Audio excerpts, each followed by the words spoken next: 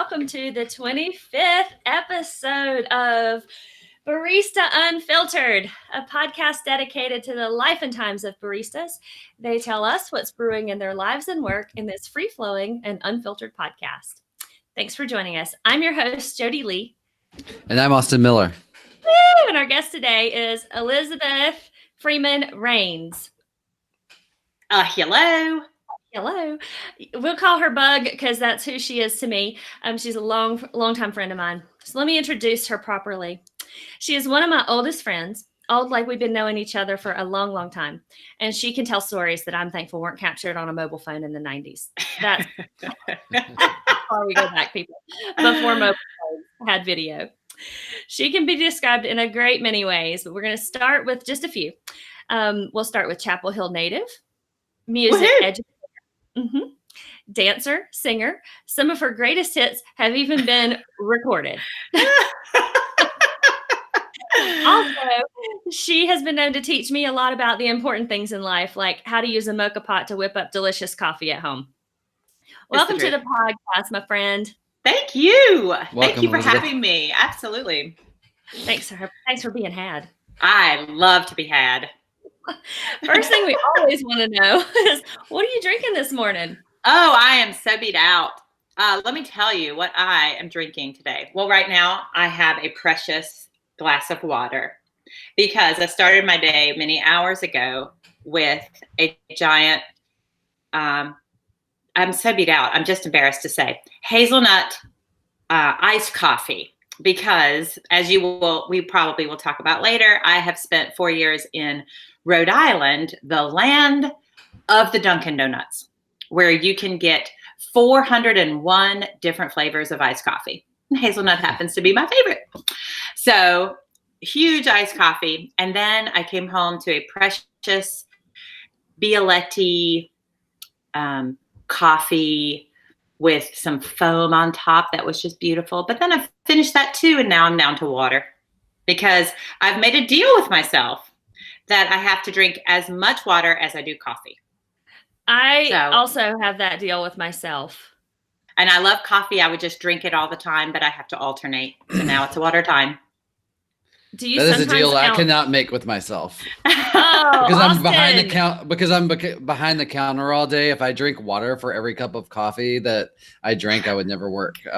You'd be in the restroom all day. Yeah, pretty much. Yeah. Is there a bathroom is the bathroom in Spikes like behind the counter? Or do you have to go to another building? It's in a secret alleyway. Yeah. Oh, secrets. Yeah. So it takes some cool, getting actually. to, right? I mean, yeah, you got to walk down some, like 2 stairs. It's a commitment. Yeah.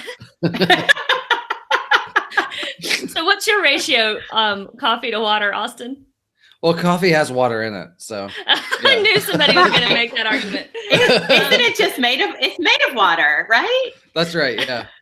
Yeah. Don't you sometimes make that deal with yourself, Bug, where you're like, well, sweet tea has water in it? No, that's Sweet Vera. I just don't understand why I can't drink sweet tea. It's made with water. Yes, indeed. I definitely make that deal with myself. Sure. I make sweet tea at home, and I'm like, well, I mean, that kind of counts as water. Right. It does Absolutely. It does. It does. Well, I'm endorsing. I was having this we're already crying, Jodie. This is going to be a good time. I was having a particularly low moment at the beginning of 2017, and New York Times said, we were talking about, I was talking personally with the New York Times about our New Year's resolutions, and they said, the world is going to hell and we should just hydrate. We should just drink more water because that's the only thing we can do. And I was like, I can do that. Like, that is something I can get behind. So that's been my New Year's resolution for, a couple of years now. It's a good one. Now, when you say you were talking to the New York Times, are you talking about you're really talking to the New York Times? Not really. No. Okay. I have to be clear. I have a personal line. No, I don't have a personal line with the New York Times, but that's what they were telling me. You know what my relationship is with the New York Times and the Wash Post? I'm constantly getting the message that you need to subscribe if you're going to keep reading this.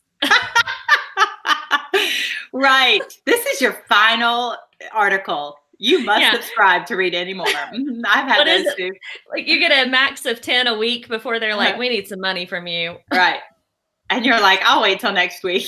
Yeah, exactly. I'm like, well, I'm just going to have to be uninformed for a few more days. Yeah, just 2 more days. I can make it. Yeah. I hear you, man. I hear you. Actually, I wish all websites were kind of like that. Like they would be automatic off. Like, okay, you need to get a life. Get out of your computer and like go out to the street. That's true. Facebook, they're like, you have been on here for 45 minutes. Goodbye. Go do something. You're gonna have to pay us if you hang out for longer. Be like, hell no. How now does it? It kind of shames you when you fall asleep watching something. It's like, hello, are you still there? Are you still listening?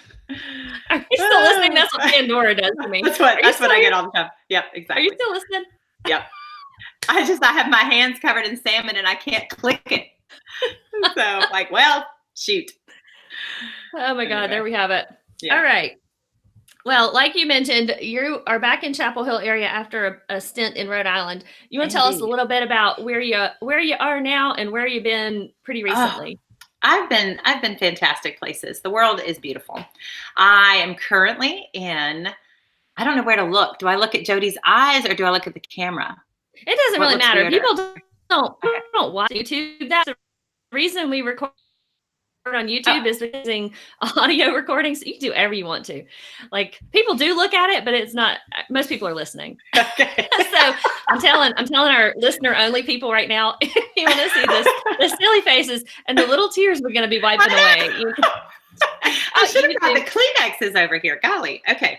So I am in the sweet, historic Hillsborough, North Carolina. It's my first time living here. I'm super excited. And we are in a beautiful neighborhood outside of town, and we have trails that go downtown along the Eno River. It's beautiful. And sweet coffee shops, at least one. I think that's all I needed. And restaurants, and it's fantastic. Great schools, great place to raise family. So that's where I am now. And I'm just close enough to Chapel Hill and Carrboro to still feel native, and close enough to my mom and Saxbahaw, where I grew up. And so I feel like I'm home again. So tell me about Rhode Island and the coffee scene there, because we haven't ever interviewed anybody who's been in Rhode Island. Lord, it is a wild place. It is wild. So what is the phrase? Rhode Island runs on, or maybe they say America, but in my world, it's Rhode Island runs on Dunkin', and it is everywhere. I mean, it is worse than or better than, depending on your point of view, the Starbucks. There are 4 or 5 within a block. It's insane. So you can go anytime, and they're serious about their donuts. So there are many donuts and many coffees, but the Dunkin' Donuts coffee, first of all, let me tell you, apparently if you're holding an iced coffee, Dunkin' Donuts or Rhode Island doesn't like to get their hands wet. You know how it sweats, you've got the condensation. So they hand you, not only is it bad enough that you have a single-use plastic cup and a single-use lid and a single-use straw, but they put that in a styrofoam cup. Oh, have you seen anything like that? No, I would imagine a sleeve would take care of it. Oh, no. They just put it in a 32-ounce plastic or a styrofoam cup anyway. So that made, I was like, take that back. I don't need that. I feel bad about the plasticness. I don't need the styrofoam. I can handle my hands being wet, apparently. But anyway, so the coffee scene there are lots of great coffee shops, like Single Origin, fantastic, like caring people. There was a great roaster. In fact, I was looking them up recently because I really wanted to order their coffee here. I missed it a lot. Called Mills Roastery. Have you ever heard of it? Apparently, it's like one of the oldest, still family owned, like 5th generation roasteries in America. So it was like 1860. Anyway, delicious coffees. But the thing that Rhode Island does really well is your flavored coffee. So not the sweetened kind, but when you just flavor the beans, I guess, and then you brew it, then it's just, I don't know, enhanced with some flavor, but it's not sweet. That's what I like. But literally you can have a gazillion different flavors of iced or or hot coffee. So You when want Do you you are make do you make flavored coffee at home ever? I do. when you're talking about Yeah. your hazelnut coffee you had this morning, Mhm. is it hazelnut flavored beans that? Yes. Okay, so it's Yep. not the No syrup. sugar. Okay. Mm-mm. And a lot of times they'll Yeah. use we at Spikes we get flavored coffee like that, and it's usually like flavored with some kind of oils or something that they put on Yeah. the beans. So it's even though it's not sweet. A lot of people do like to add sugar to it afterwards because that kind of enhances the flavoredness of it. But I bet. Yeah. but you can get it, you can get it totally not sweet but flavored. Yeah. So you guys have that at Spike's too? We do. We have like 5 different kinds of flavored coffee that we sell, Nice. and one of them is hazelnut. It's my favorite. Yeah. Mills did like a hazelnut vanilla together. That was really sweet too. That was nice. But yeah. But they let's see, what does Rhode Island have? Great bakeries, and the bakeries really specialize. They do great pastries, but also really focus on their coffees. So we had Rhode Island does a lot of things well. So we had fantastic coffee shops and bakeries, and some of the coffee shops and bakeries made their own syrups. So they didn't have the Torani, or they would make their own syrups, and that was cool. But I typically don't do a sweet coffee, and so I just do the flavored bean. Did you live in Providence, Rhode Island? Just south of Providence in Cranston. Yeah. Cranston is how you say it. I'm sure that's how all the Rhode Islanders say it. I had to practice. Cranston. It's Cranston. They did. They said Cranston. Anyway, but literally, like, you were still wiping. Like a mile south of Providence. So it was essentially Providence, but it was a sweet little village in and of itself, right on the water. So it was cool. Yeah. So I imagine if you make your own syrups, that it must take up your whole day making the syrups, because I feel like a lot of people add syrup to their coffee. So Austin, can you kind of weigh in on that? Like what percentage of the people at Spikes in your daily business are adding sugar? Oh, way less than used to be. So like as far as we can do all that stuff, but like as far as like the Torani syrups or whatever, way less than was the case, I don't know, like 5-10 years ago, but we still use those. And then I don't know how many. I think less customers add sugar than used to, like even at the like the condiment bar or wherever we have sugar out and stuff like that. Like the white sugar, that used to be something you would refill like 3 or 4 times a day, and now it's like once a day you refill it. So I think a lot less people are using white refined sugar for sure. That's interesting that you're seeing that pattern over the last decade. That, and the other thing is I've cut way back on ordering non-fat milk. Like I halved it and we still don't run out. And back in the day we used to run out. So that's just not a popular thing anymore. Like more, but on the other side is the milk alternatives, which have freaking blown up in the past like 3 or 4 years. And I would say we're like at 50-50 cow's milk and milk alternatives now. Yep. Yeah. And are people still clamoring for oat milk? Yes. I was just thinking oat milk. Everybody says like that's the milkiest of the alternatives. Yeah, it blew up. It's my favorite. Yeah. That literally blew up like 6 months ago, and it was like faster than any craze that I've seen take over the whole coffee scene as far as like people asking for it. And I've seen, like different crazes, like, there was the matcha craze a few years ago and everybody was asking about that, or I don't know, almond milk was one that blew up, but this one blew up like so fast that wholesalers everywhere were having a hard time keeping up. So coffee shops were all back ordered like all around town because everybody was trying to get it. Does oat milk froth? Is it a frothing? Yeah. Good frother? Honestly, I think most of the only one that I've ever had trouble frothing was rice milk. Everything else, like coconut milk is really nice. Yeah, oat milk does great. Most of them do pretty good if you're used to it. Yeah. Well, if you're listening and you're in the Denver area and you want to try to figure out what all this oat milk business is about, go check out Otis, because they have, in the last month or so, I'd say they have figured out how to get oat milk on the regular. So that's been my drink of choice now, an oat milk cappuccino. And I prefer it actually to whole milk. It's that good. And I've never been a milk substitute person. I've always been a strictly whole milk person, but now I've gone to the dark side of oat milk. Oh It's yeah, wonderful. man. It's so good. It's actually, to me, it tastes creamier and like has that milky richness to it more than whole milk. Wow. I love it. It's my favorite. And there's environmental concerns with it too. So like, Uh-oh. you know, Oh I mean, no. no. I mean, on the other side, it's good. Okay. And Oh, good.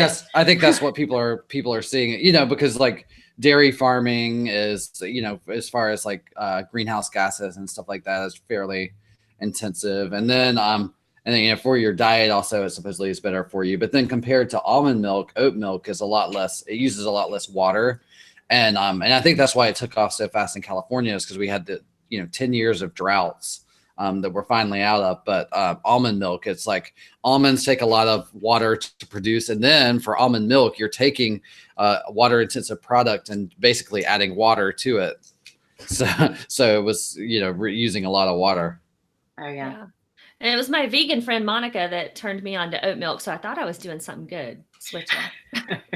Had me worried for a minute there. Isn't that the worst, when you're like, I'm going to do this great thing, it's better for the environment, and then you're like, oh no, it's not. This week it's not. It's all lies. Okay, now let's get back to you, Bug. Do you drinking? I know like coffee has literally infused your entire life, but I want to hear like how you got your first gig working in a coffee shop and your barista times. Oh, that's such a wild story. That's a good story. So I grew up in a coffee drinking, coffee obsessed family.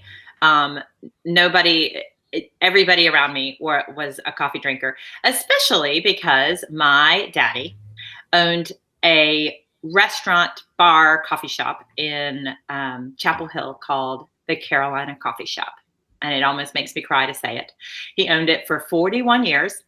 And so I was in and out of a coffee shop from birth. And so it was part of our community. It was part of, I mean, my dad would bring just bags of coffee, giant bags of coffee home from the coffee shop. And that's what was drunk at my house. I don't remember when I started drinking coffee. It wasn't like 2 or something. That was when I started drinking beer. That was a completely different story. And champagne was about 4, but coffee was a little bit later. That's not true. But anyway, no, it was just a sip, and I didn't inhale. But anyway, so I guess I drank coffee and starting in high school. I went away to high school, and I was at North Carolina School of the Arts, and there wasn't a lot of sleep happening there. And I felt like caffeine was going to help me get through my day, and it did. But I worked at the coffee shop at my dad's restaurant forever. I mean, as soon as I could stand, I was sitting there rolling the napkins for a penny.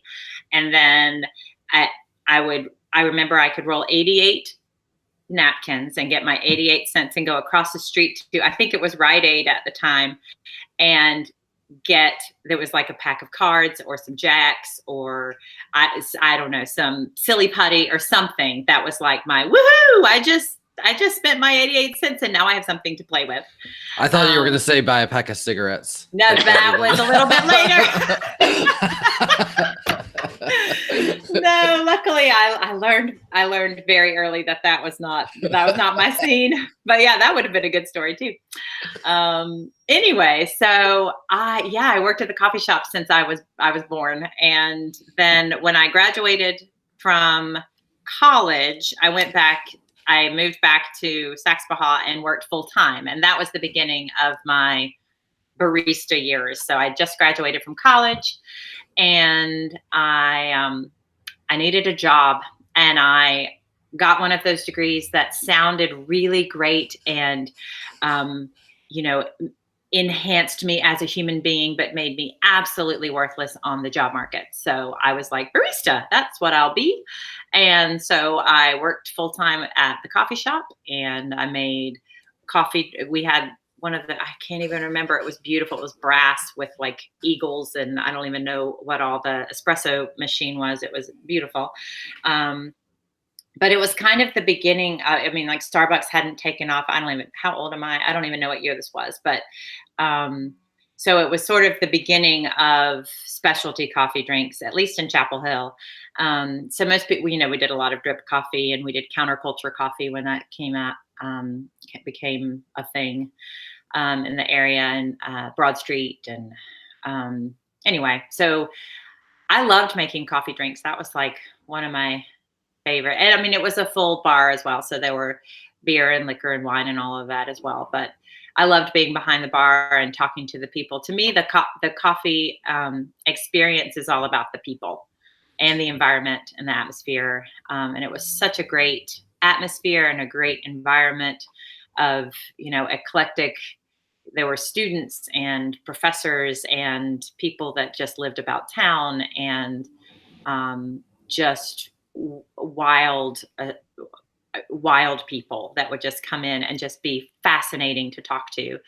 And so that was my favorite thing to do. And that had to be an exciting time to be up on in Chapel Hill on Franklin Street too, because the townie culture then was extremely vibrant. Like all the old, there was a lot of music coming out of Chapel Hill and art and stuff. Franklin Street was a different place than it is today. Unfortunately, yes. I missed that part of Franklin Street. I mean, and I missed the part that I grew up with when I was a kid. Like, we'd literally have our roller skates in the back of the car. And when I'd get bored of my silly putty or whatever, I'd grab the skates and we would go skating down Franklin Street on the bricks, which was tricky. And it's not that scene anymore. But I mean, the art scene and the music scene was awesome. And just the townie culture was a very, fascinating thing to witness. There was that, I don't know, Austin, have you ever been to the coffee shop? Oh yeah. Yep. So I don't know I don't even know if they have it still, but there used to be the half booth up in the front window so you're just sitting in the booth and there's a table in front of you and you're sitting out looking on Franklin Street.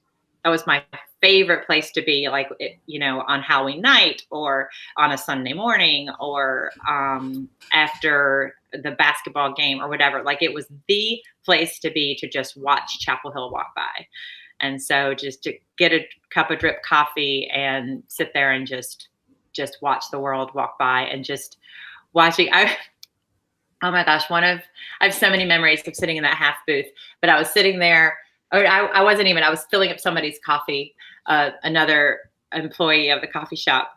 And she was sitting there with her coffee looking out, talking to another employee. And she said, "Adam, do you think two people can walk underneath an umbrella together?" And it was just the funny, it was raining outside and she was looking and I was like, what is this conversation you're having? Like, just the conversations that took place in the half booth we just cracked up all the time at just the little snippets that you would hear of conversations. And, we'd be like, oh no, there's a breakup table at table 12. It's a breakup table. Oh no, and we would just, we felt like we had our fingers on the pulse of the town. It was a great place. So describe the interior of this building, because what our listeners don't know about Chapel Hill is that it's a very quaint, like, walkable pedestrian sort of place. And then there's this alleyway between the two buildings. And on one side of the alleyway is the Carolina Coffee Shop. And it's not the kind of place that you can see all the way in.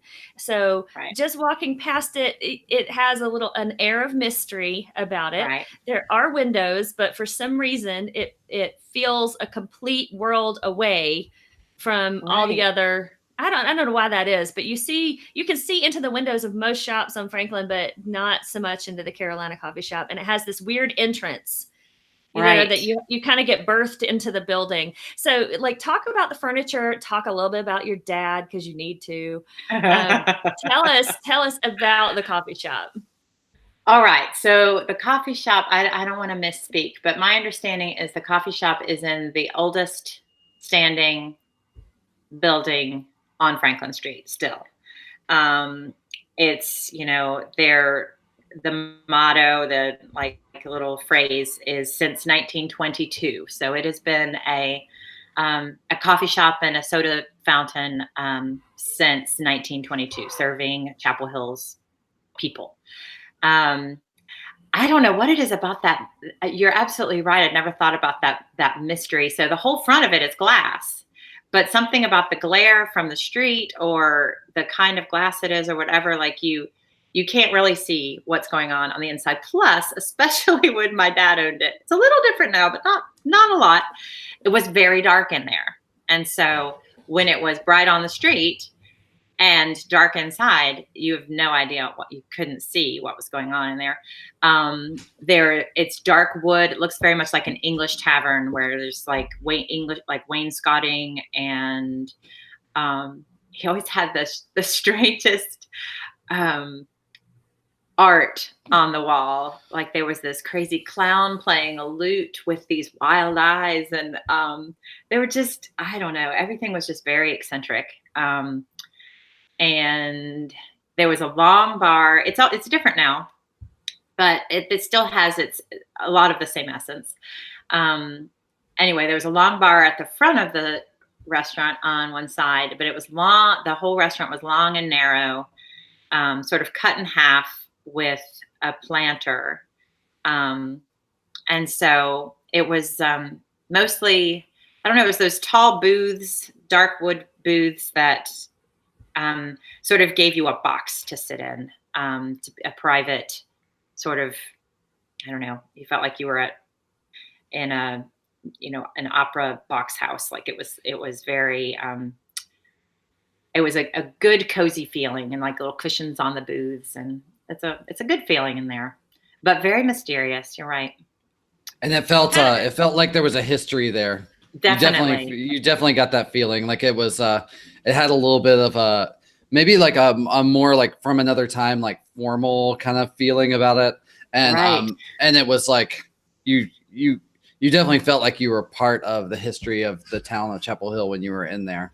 Right. And it can't go unsaid that there was always classical music playing. I was going to ask that if that was, I remember that. Yeah. So it was always classical music. I mean, from open to close, nothing was ever, I did try when I worked there to say, could we play some jazz or, some classical guitar or something but something, it was mostly Beethoven.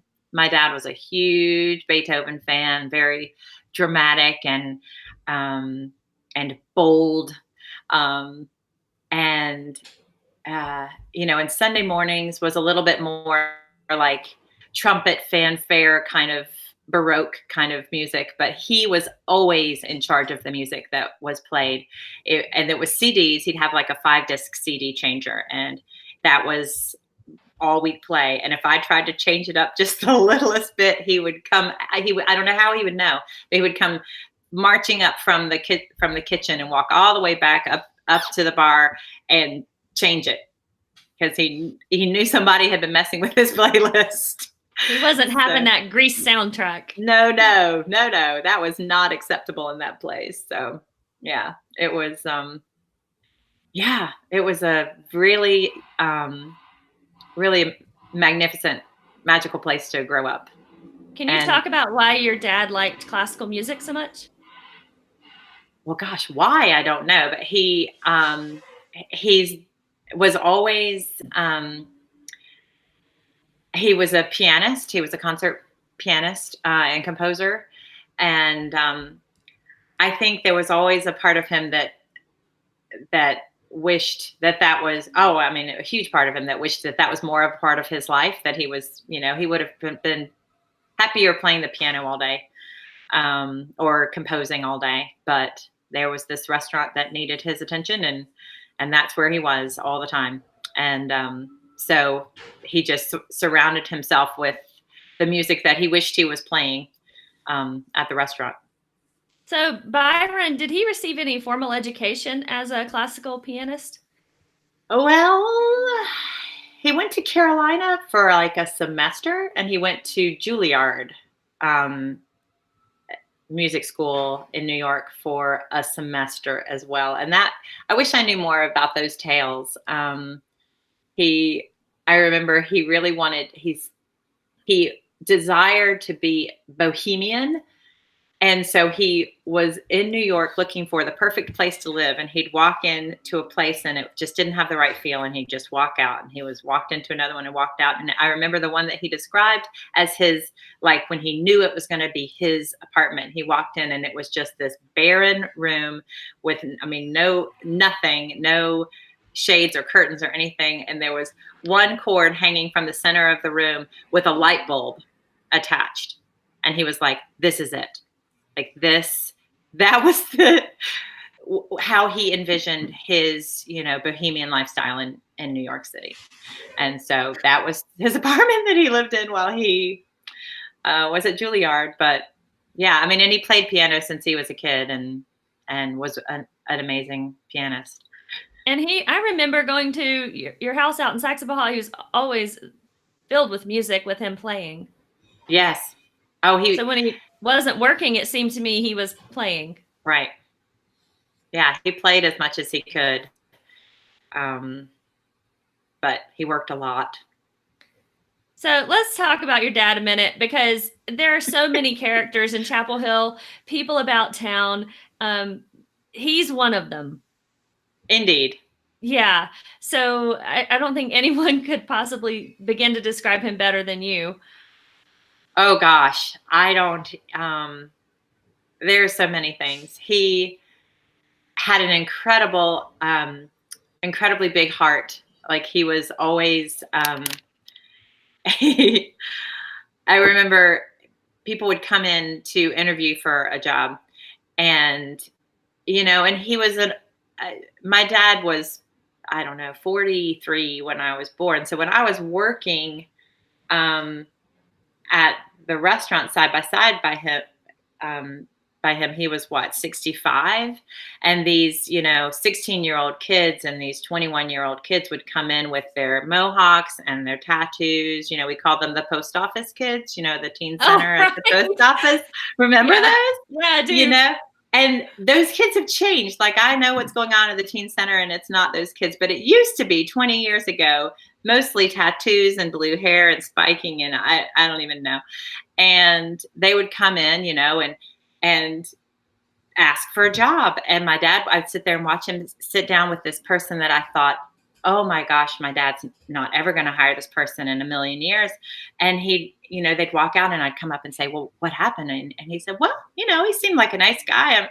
I asked him if he'd, you know, if he'd consider shaving. There was something on his head, and he said no. And because there was apparently a tattoo underneath that part of his hair or something that was offensive. And so he said, I'd prefer not to shave it because that's offensive. And so he's like, so I thought I'd just give him a try. He seemed like a really nice guy. And I mean, my dad would just, like, I don't know, saw through something and would just give anybody a shot. It was, I don't know. He just had a way of seeing the best in people when you least expected it. And, but he was very, I guess introverted would be the word. And so imagine living, I try to imagine how he lived for 41 years, 7 days a week, confronting the public like he did. I mean, he mostly ran the kitchen, but still he was, I can't imagine an introvert having to get up every day and go, you know, manage people and deal with customers. And, you know, he really, I think he struggled with that part of his, you know, how he was able to do those things with all, you know, just, I think that must have been really hard. I mean, when I worked for him full time, I think it was less than a year before I up and moved to Italy, because that was a good choice for me, for real. And so when I worked 7 days a week at the coffee shop with him, I thought I wasn't going to be able to wake up. Like I thought I was exhausted, and I'm an extrovert, and I couldn't imagine what it must have been like for him to do that for so long, every single day. Did you see a different side of your dad? Like when you saw him at work versus seeing him at home, was he a different person? No, he was still very introverted. I mean, he was always charming. unless you made him angry, in which case he made that very clear. But he was always very charming, but in a very understated kind of, his eyes would be averted, and the way he interacted with people was he offered them a drink. He offered them a cup of coffee, or he offered them a beer, or he offered them that was the way he reached out to people, because that's how he felt comfortable. Like he wouldn't ask you a question about, he wouldn't engage you in a conversation. He'd say, sit down, have a drink. And that was his way of saying that he was glad that you were there, and he, wanted to spend time with you. But that was his way. So nice. Yeah. Austin, do you have any more questions about the Carolina Coffee Shop? Well, I just wanted to share that, like, I came from a small town in North Carolina, and Chapel Hill at the time, and it was a very, for a small little city, it was very cosmopolitan. There was a lot of different kinds of people in and out, and Jodie can attest to this, also being from like kind of more, Mayberry, North Carolina type setting. Chapel Hill was very different. And so I remember going in there as a 18-year-old freshman and being like, I'm not ready for this place. It just felt like, I don't know, it felt like something I hadn't achieved yet. And I went back later and felt more comfortable there. But as an 18-year-old freshman, I think I was more like a campus coffee shop kind of person until I was like ready. Because when I first moved to Chapel Hill, I'd never had a bagel. I didn't even know what a bagel was. Like, it was that bad. And so yeah, it seems like more kind of like worldly and cosmopolitan, that place. And as I don't know if you got a lot of like very young freshmen going in there or not, but it definitely felt different coming from a small town, North Carolina. Yeah, that was one thing I loved about the place. I mean, we had some high school kids who would come in, and that was their date night, and it was just so sweet to see.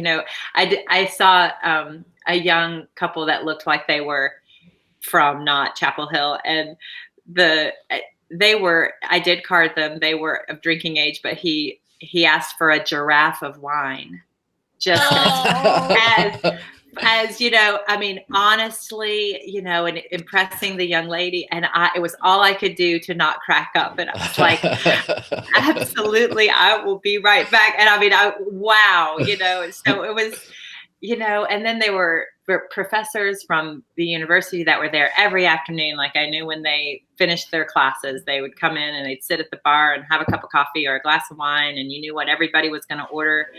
And, and then there were regulars who also worked on the street who would come in, like people that worked at Julian's, and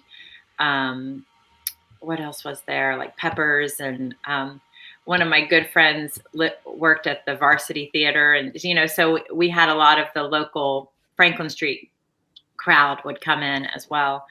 So I felt like it was a real diverse group of people that found it comfortable, found it sort of a place, a home base. Did you get any of the jocks, like the big basketball players, come in? Only on like football Saturdays. It was crazy out the door. We didn't see very many of the I don't know. I don't even know how to describe them, but like the college students, except on football Saturdays or after church on Sunday. With the University Methodist Church just down the street, we had a huge group on Sunday mornings, and so yeah. But it was a lot of university people as well as community people that were there. So. And who is taking it over now? Who is currently running the place? Do you know? Well, it was almost my sister and I. We almost bought it last year. Woo! We dodged a bullet there. And there was an email to me and Mary Beth Cole asking if we might want to get in on this. Didn't you want to? Yeah, no. I mean, that's a crazy idea. Neither one of us dared tell you absolutely not. I know. But no. Yeah. Yes. So I think it's on the third ownership after my dad sold it, and he sold it in 2000. And so, but I'm hopeful. It's a group of people, which is good that they can, trade off the responsibilities and the financial responsibilities and everything. So I'm hopeful that this group will be able to hold on to it for a substantial amount of time. But I don't remember who it was. It was up for sale a year ago, and it was almost us, and it's not. And for that, I'm very grateful. And it's all I can do to keep my life going the way it is. This would be a whole different show if that had happened. Woo! Woo, baby. Woo, baby. It'd be like Carolina Coffee Shop Unfiltered. We just set up a video, a webcam, and just let the crazy roll by. And it does. Mary Beth and I used to describe that there was a magnet the size of, I don't remember what car she said, like an Oldsmobile, underneath the coffee shop that just attracted crazy people. Like, I feel like as soon as they got to town, that was their destination. They were just drawn in. Maybe it was the air of mystery. Maybe it was you couldn't see in, so people thought they were safe to do their crazy in there. But it was it was a lot of crazy indeed. I know you got stories on top of stories. Can you think of one in particular you want to share? Oh gosh, about the crazy magnet? Well, so there was, speaking of my dad's great big heart, there were people who lived in town who had literally been kicked out of every other establishment on Franklin Street, and for their behavior or their, something they'd said or done, and the coffee shop was the only place that still welcomed them in because my dad was that way. And finally, there was this one fellow who couldn't go anywhere else in town, and he had finally been the final straw with my dad, and my dad had kicked him out, said, "You are no longer welcome here," and he walked out. And it was, I remember that being a really tense conversation. And then he just paced in front of the coffee shop for days. Like, he'd just walk back and forth, and then he'd walk back in when my dad was up at the bar drinking a cup of coffee, and he'd walk back in and he'd say, "Byron, I don't know what I did, but whatever it is, I'm sorry. And can I please come back?" And my dad would just point at the door and, just not even engage, just, invite him to leave. He did that for several days until he came back with a super soaker. Do you know what a super soaker is? Yes. So, I mean, this was a funny situation. I mean, it was scary, but it was a funny situation then. Now it's terrifying because this is the life we live in. But, it was kind of funny. So he walked in with this giant, like, green and orange super soaker with like a gallon of water in it. And my dad is up at the bar standing, drinking his cup of coffee. And he just turned and looked to the side. And there's this guy with this super soaker, and he just unloaded on my dad. And he, like, a gallon of water just dripping all over my dad. And my dad just stood there. Like, he didn't even move, and he'd been in the kitchen, which was like 140 degrees back there. And so he felt relieved, like, oh, this is a nice bath. But he did not move. He just sat there and watched him just unload a gallon of water on him. And he just walked out, and we never saw him again. But I mean, I guess he just needed to let that out. But anyway, so there was that. And then you love this story. My friend Gretchen, who was just bright as can be. I can't remember where she was from, but she was from some small town in North Carolina, and she had this thick Southern accent. And she was studying for the law boards or something, I think. So she was trying to work and study at the same time. So she was behind the bar reading a book. And these people came up who had not a good experience at the coffee shop. So, like, everything went wrong. This was late. This was overcooked. This was wrong, blah, blah, blah, blah. So they came up and they unload all of this stuff. And Austin, you've probably experienced this where, a customer unloads on you and you're like, and, you want to think that the customer is always right, but that's not actually true. But in my dad's opinion, it was. And so but in this case, they truly had an unfortunate experience. And she looked them right in the eye, and she said, I am so sorry that you had an unfortunate breakfast experience, but I hope you come back and join us now. Bye-bye.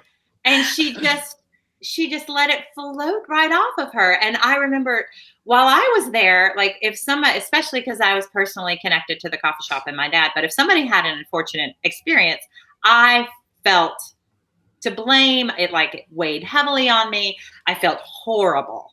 And, I would just stumble over myself to try to make it better. She just let it float right away. I'm sorry you had an unfortunate breakfast experience. I hope you come back and see us now. Bye-bye. And they were stunned, and they just stood there and they were like, okay. And they just walked out.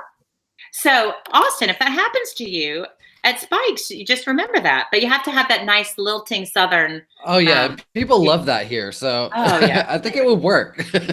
It'll go over it'll be perfect. So yeah, that was a good time indeed. So it was just the little things. I mean, they were fantastic experiences like the Super Soaker, but mostly it was just every day. Everything was just funny. It was just life. There's And all something about being in one place in a community. Like, I grew up working at my dad's gas station in the summers in Gastonia. And I mean, I think there's something about staying still and just watching a bunch of stuff come in and out of your place of business that maybe the crazy's always there. Maybe the crazy's everywhere, but we can really see it when we sit still and have to interact with it. Right. Because I mean, I got stories too, like so many crazy stories with people at the gas station. And I know Austin's got crazy stories at Spike's. Well, her talking about that just brought me back to Chapel Hill and remembering like the certain people who would get blacklisted like that. And like you get together at like a bar in town, like Lantern or OCSC or somewhere, and you talk to other people who are in the service industry and you discuss the people who had been blacklisted from various businesses and realize that it wasn't just you. Right. That they were blacklisted from this place and that place. And there was definitely like characters that were known about town that would kind of like come in and wreak havoc, and Super Soaker guys definitely sounds like one of these people. Oh, he was. Probably would have talked about over drinks at at OCSC the Dead Mule Club exactly. Yeah, I know. That reminds me, like the other. In fact, I have in my mind who I think it is, but I'm not going to say it out loud. We'll meet later and discuss. We can talk about that after the podcast. Yes, exactly. But that just reminds me, like the barista experience, I felt like was out, like you said, like continued outside of your individual space. Like we would meet up. We knew the other baristas in town. Whether we met on purpose or whatever, we'd, be at the Dead Mule or we'd be at Driade or we wherever. And it was, it was a little bit of the barista experience as well as the restaurant experience that just bonded people together. You'd sit there and tell these crazy stories of this customer that did this or this, this order that went wrong or what. I had so many people that were my close friends from my like barista experience, but as well as people who worked in town. There was a real connection throughout all of the sort of restaurant workers in town. And so that was really great too. Just not even just the coffee shop people at Spanky's and people at, where did Mary Beth work? Lizard and Snake. Do you remember that place? Snake. Yeah. That place was great. That place was awesome. I miss that place. Anyway, so, we just knew each other. I don't know where we found each other because we were working all the time, but when we weren't working, we knew where to meet up. So it was cool. Yeah. And you kind of kept the same hours too. That's right. So you're like getting off work and you're like, what's going on? The only people that are still up are the college students and the people that just got off work at the restaurants. So, yeah. Or hell. Exactly. Hell. Yeah. There was a bar or the bar. Yeah, exactly. That was exactly the bar and Zogs. There was Hell and Zogs and what was the other one? I think Hell was in the basement. And what was the one upstairs from Hell? Wasn't there an upstairs one? Yes, there was. And I can't remember what that one. I don't remember what that one is either. Anyway, yeah, we knew where to be. And Chapel Hill's bars had such clever names so that college kids could tell their parents the library. The library. Mm-hmm. There was a bar called the library, and then there was a bar called He's Not Here. So when they answered the phone, presumably a wife was calling. He's not here. Mm-hmm. Yeah. It's just a cute little eclectic place. Right. Well, I know these days, let's come back to the present. You're mostly making your coffee at home in the midst of a mad dash out of the house with your two darling children, Owen and Nora. When you have time for coffee outside of your house now, like what's that like? And where in the Orange County area do you like to sit a spell? Well, Driade is always a treat. That if I can make it to Driade, it is a good day. Because that has a combination to me of the great coffee with the great baristas and the environment, because it's all about the people and it's all about just the feeling of being there. And there's nothing more beautiful than Driade, like the sitting in the woods, and it's perfect. So that's a treat for me. But if I can't make it there, there is the coffee shop in Hillsborough is Cup-a-Joe, and it's got great coffee and it's got a great environment too. So it's that's where I go. My go-to there, if I make it there, is what's it? A red eye? Yes, a red eye is get as much bang for my buck as I can, and so yeah, and they've got great baristas that just are really sweet and good people watching. And then there's great sitting outside of there and just watching the world going by too. It's got the glass. I forget the name of it. I think it's on King Street. The street, Hillsborough is so small, you don't really know the names of the streets. It's like, it's that one. You can't get lost because you can see them all at once.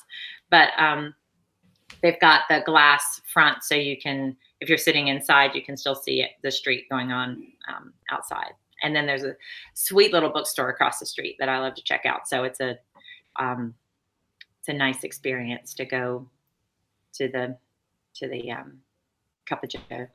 So there's something called, I think it's called Huckleberry, and it's kind of out. Oh, the tea house. Yeah, but they have coffee, don't they? Yes, but it's not Huckleberry. Is it Huckleberry? Is it Huckleberry? Oh gosh, now that you say it, I've only been there once and it was lovely. Let me Google it. I'll get it together while you're talking about it. But okay. I want to go there, but when I'm in town, I'm so distracted with Driade, I can't be bothered to go out there. But the pictures that people post on Facebook look wonderful. Oh, it's wonderful, and it's a great place to go with kids, or by yourself. But there's a lawn, and there's hammocks, and honeysuckle. Honeysuckle. There you go. I was like, there's honey something. Yeah, honeysuckle tea house, I think, is the whole word. But anyway, they've got excellent coffee too. And it looks to me like there's a bar in the center, and then on the outside edges is where people sit, and then they remove panels from the house so that it's almost like a tree house, but just like it has a tree house feel for sure. Yeah. So that, I mean, I really want to go there. I just know I'm never gonna get there. Oh, yes, you will. We'll make it happen. I only have if I have 5 days in Chapel Hill, I just want Driade. That's I hear you. But it is worth it to go spend a day in Hillsborough, though. It's the last time I was in the Triangle, I went there, and they were having some sort of a like parade of candles. Oh, yes, I love that. And it was really neat. I happened to be there during that day, and they were walking along the Eno, and we sort of walked around the town, and there's some good bars downtown, down in the downtown area. It's pretty neat. The Wooden Nickel. Yeah, it's really nice. It's weird because it's like getting towards eastern North Carolina, but you kind of feel like you're up in the mountains a little bit there, which I guess it lives up to its name. But it's a cute little town. It is a cute town. I like it. I know this is our first year here, and we experienced the same thing. We were sitting at Weaver Street, and we kept, I forget what that event was called, but we kept seeing these people walk by with these handmade paper lanterns. And we were like, what is going on? And we had missed it entirely. But it's sponsored by the Hillsborough Arts Council, which is extremely active and does, they do a handmade parade around Halloween time, but it's not a Halloween particularly theme, but they did masquerades this year, and you had to have your own homemade masks, but then like they were like paper hand puppet type puppets as well. It was amazing. So, and I remember we were standing there watching the lanterns go by because we ran down to the river walk, which is so beautiful. We ran and down this is like thousands of people, by the way. Like, let's just talk about how big this is. I mean, I was amazed. It went on forever, and everybody had a lantern. Right. I know. And you had to have a lantern to participate. And we wanted to participate. But then again, like standing still was even better because we stood still and we watched thousands of people walk by with these amazing paper lanterns that, you know, and we were taking notes. We were like, "Ooh, that's cool. We might do that next year." And, you know, and there was one that went by that was sponsored by the Hillsborough Arts Council, and Hillsborough Arts Council, their logo is HA.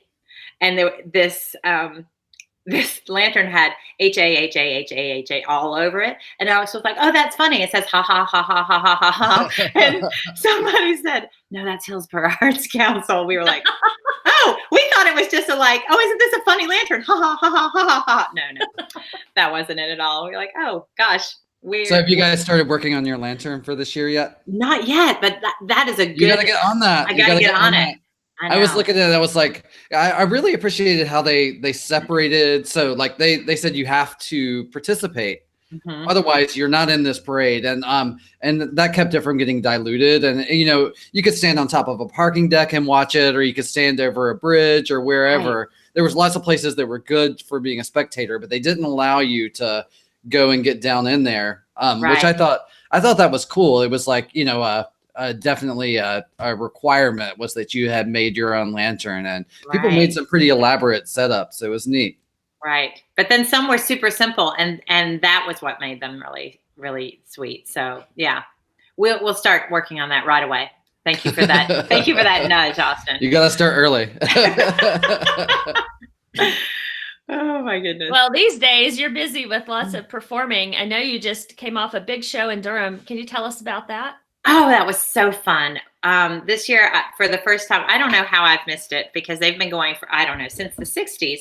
The Durhamsavoyards has been performing at the Carolinatheatre. They do one show every year, and they only do Gilbert and Sullivan, as the Savoyards do. They only do Gilbert and Sullivan performances.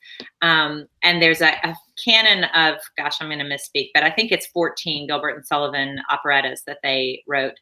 And they have a schedule. I mean, it's decades long because they just know we're going to go in this order. So they know which one they're going to do, you know, 30 years from now, because they just go through the schedule. But anyway, so this year was the Mikado, which was so fun. And it's such a kooky group of just fun loving, just great people. So I'm very excited to get involved because, I mean, coming back here was coming back home, but I don't know, it feels different as well because some of the people that were here when I was here before are gone now, you know, and I have history with people here that those people are now not here. And so I wanted to reach out and find sort of new blood, new people to get in trouble with. And this was it. These are the right people for sure. And they're so fun. And, you know, a lot of them are dancers and they're all singers. And yeah, so I will be doing that again and again and again. So is it the kind of thing where you audition and you become part of the company and then you audition for other parts later? No, you audition every year for the show that is being done that year. So, okay. And then you're part of a company, but they only have that one show in the spring. And then throughout the rest of the year, they, you know, continue to work on their workshop, like their warehouse of sets and things like that. They continue to do, they're doing a performance at Carol Woods, and they're doing singing. Well, we are doing a performance at Carol Woods, and we are performing at the Durham Bulls, I guess the national anthem at one of the Durham Bulls games. And so there are other events that are scheduled throughout the year that the company participates in.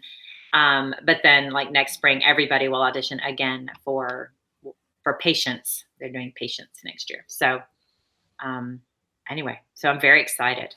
It's So, super fun. Those of you who don't know Elizabeth Freeman Raines, she's Well, I don't know fabulous. why you don't know me, but She is I guess there are a fabulous few. singer, fabulous performer, fabulous dancer. Pretty much everything she does is just art. You're So, so silly. I know, but I'm so honest too. I'm silly and honest. You know Okay. it. You know it's true. Anyway, I'm gonna put you on the spot here. And would you sing for us a little something, something from the Mikado, like your part? Oh my goodness, you are I putting me on the know. spot. I know. Is there just a little something, something you could sing? Like, just, I don't know, like, just a Well, little okay. bit. Just a little bit. Okay. Well, so I can't believe I'm not going to do the Mikado because try as I might, I did not learn it as well as I should have. I know. Next year I'll be better, I promise. Anyway, but I will tell you that I'm super excited that I have found a local Orange County theater group, community players, and they are doing Mary Poppins this summer. Not Mary Poppins Returns, but Mary Poppins, and I'm super excited. It's been like a dream of mine to perform Mary Poppins, although unfortunately, I think I'm actually too old now. So I might be like, we haven't had auditions yet, but I am auditioning, and I'm going to sing probably, I don't know whether to do It's a Jolly Holiday with Mary or Spoonful of Sugar, but I'll do one of those. So I'll sing one of those little ditties for you for a little bit. Would you like me to sing a few bars? Please, Mary Poppins, please. Ooh, please, sir. May I have some more? No, it's a different show. With every job that must be done, there is an element of fun. You find the fun and snap. The job's a game. And every task you undertake becomes a piece of cake, a lark, a spree. It's very clear to see that a spoonful of sugar helps the medicine go down, the medicine go down, medicine go down. Just a spoonful of sugar helps the medicine go down in a most delightful way. Thank you. You're welcome. That was beautiful. And funny enough, that is the song I sang for my Mikado audition.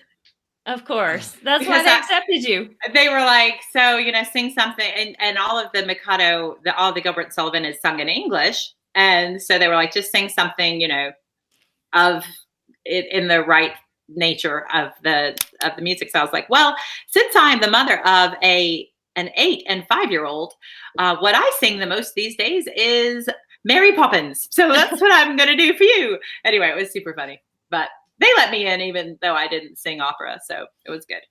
So I am going to audition for this. And I think Alex is too. And I don't know, Lord help me. Owen and Nora might too. So we might just be the, Raines family singers. But I'm super excited about that. Although at this point, I think I'm so old, I'm going to be one of the maids, You know what you could be too is the mother, the suffragette mother. I know, but you know what? I could be the suffragette mother, and I would love that. However, I just listened to the London recording of the Mary Poppins Broadway show. They change it all up when they make it a movie, and she's a different character. She's not a suffragette. She's a like an old actress, like that is no longer an actress and a little bit struggling with her position as far as how to be the best Mrs. Banks. She feels like she's not qualified to be Mrs. Banks. Anyway, it's interesting. So the suffragette song, I think, is not going to be in it. That's a tragedy. That's a tragedy indeed. Yeah, we just watched. I watched Mary Poppins Returns on the way back from Italy on the plane, and I hate musicals. I absolutely love musicals. I love to sing them, but I hate to watch them, and I don't know what's wrong with me. I'm so surprised to hear you say that. I know. Can't nobody handle that. So I know. wrong. It's incongruent, inconsistent with everything else about me, but it's absolutely It really is. I love Mary Poppins Returns, and I started it because I'd heard like people didn't like it, and I do love the original Mary Poppins in spite of myself. And I put it on the, on the plane. And I thought, well, I'll just watch this 5 minutes. It'll put me to sleep because I hate musicals.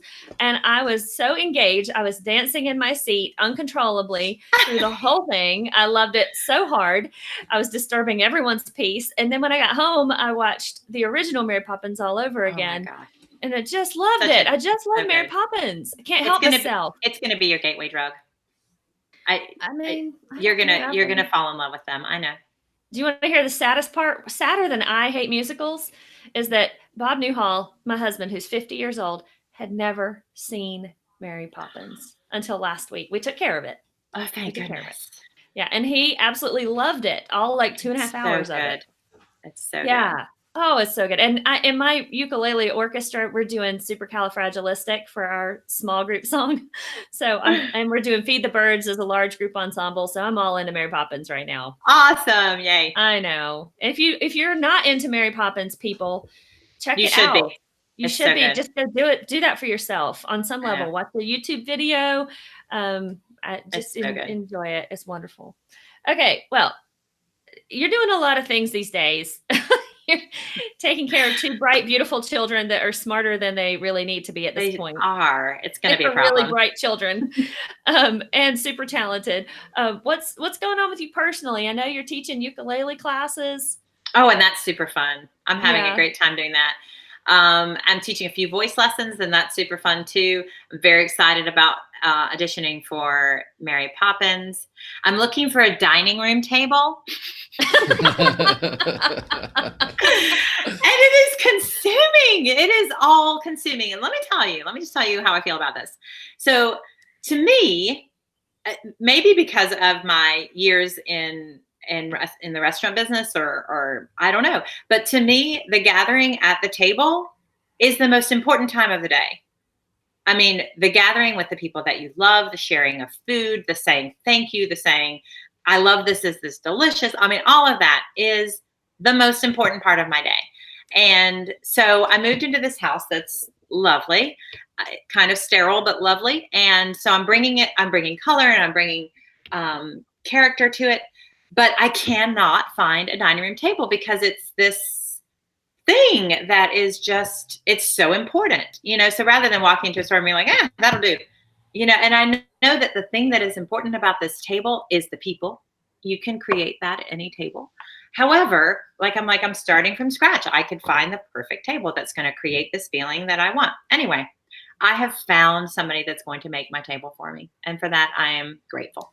So excellent. I have designed how long is it going to take? Are the kids going to be grown by the time? I don't care. As long as I've made the decision, where is that on the Myers-Briggs test? I don't even know. But I've made the decision and I have removed myself from it. And it just needs to be delivered to me whenever. And I don't care. It's fine. Just so but everybody I think it's knows, going to be 8 weeks. I was visiting Bug in September and she didn't have a dining room table back then. So no, I moved in July. I have not I'm sitting at a card table. That Owen, my giant 9-year-old, stands up and everything on the card table shakes and glasses fall over. It's funny. But I appreciate my mother for letting me borrow the card table, and we will one day return it. And you're well on your way. That's good. Yeah. So, but that's what I'm doing. And I'm hoping to return to the world of clogging. Austin, do you remember that Jodie's a clogger? Does she talk to you about this all the time? Oh, I've seen demonstrations. Oh, so good. So I'm hoping to go back to that. Although Alex is singing in an a cappella group on Monday nights and clogging is on Monday nights. It's hard to schedule. The kids are going to have to clog and sing, basically. They are. Well, don't even get me started because the kids want to come to clogging with me every day. They're like, can we go to clog today? Can we clog today? So yeah, I think I'll just start taking them to clogging and then I can do that. So that's what I'm doing with my life. So I have a good clogging story for you. Tell me. Where was I? I was in Florence, Italy. You know how they have street performers in the evening kind of around the Duomo area? Yes. So Elizabeth lived in Italy for a while. She lived in Florence. How long was it? 6 months, a year, something like that? It was a year and then again 8 months later. Okay. So it was a year at a time and then 8 months. So you know exactly what I'm talking about. Oh, for sure. And if you've never been to Italy, what happens around all these beautiful piazzas in the evening is the restaurants bring their tables and chairs out, and then people just dine and sit outside and just enjoy the space and enjoy some music and some dance. And we were just coming back from the Leonardo da Vinci Museum, which was wonderful. And we were just walking down the street. Some guy was playing a slow song and all the couples are out dancing. So we danced a little bit as lovers in Florence do. And then as we kept walking around the Duomo, I heard a banjo. That wasn't expected. And this guy is full on. I don't remember which song it was. It might have been Old Joe Clark or something. It was an old time tune. And Funny. so, you know, what happens is I just start dancing. It can happen. You can. And I boogied right on over there, and he locked eyes with me and was like, "Oh, this is the best thing that could happen at night, you know, for me." So Right. he did it. He played for about 5 minutes, and I just, you know, I just danced like crazy. And this one guy, probably like older man, he was dressed in a full suit and he was making eyes with me in such a weird way that I was like, I'm not dancing with you. I don't know who you are. I'm not doing that. Right.